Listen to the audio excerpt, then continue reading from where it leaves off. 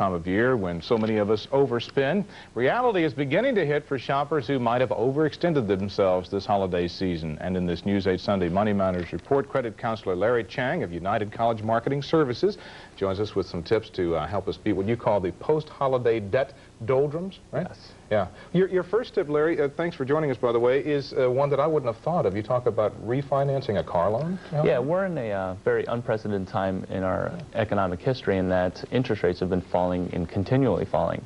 And we're in a situation where a lot of times we hear about refinancing your mortgage, but a nice little tidbit to try to even up your cash flow and maybe help it along a little bit between $20 to $90 a month is by refinancing your car.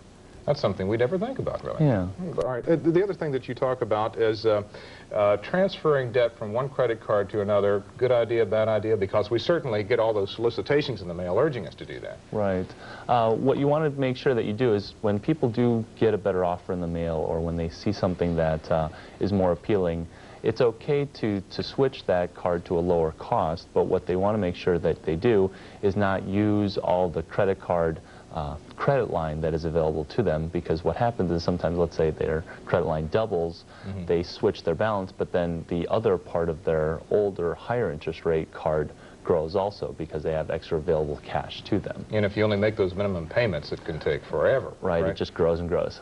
You never get anywhere. All right, let's hit some of these other points that you talk about also. Tracking new expenditures. Just go over some of these bullet points if you would. Sometimes during the holiday season what happens is we spend and overly spend just on a couple gifts here and there, and what we want to try to do to try to minimize some of these new expenditures is to track exactly what we spend, so that way at the end of next month we won't be even more surprised at what is going to be where we're going to owe. The best way to do that, just with a little notebook? Or right. We also give free transaction recorders away on our website, or a checkbook register where you can just record instead of every check, you just record every transaction on your Visa MasterCard. But keep an eye on it. Definitely. All right. The disclosure box.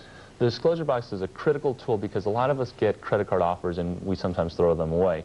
Sometimes before throwing them away, we might just quickly glance at the disclosure box, and it's a box that is by law supposed to be provided in every consumer solicitation for a credit card advertisement. It's a great way to summarize what exactly you want to have on your credit card and the lower interest rates. Flip it over, look for the fine print. Know how loan officers use scorecards.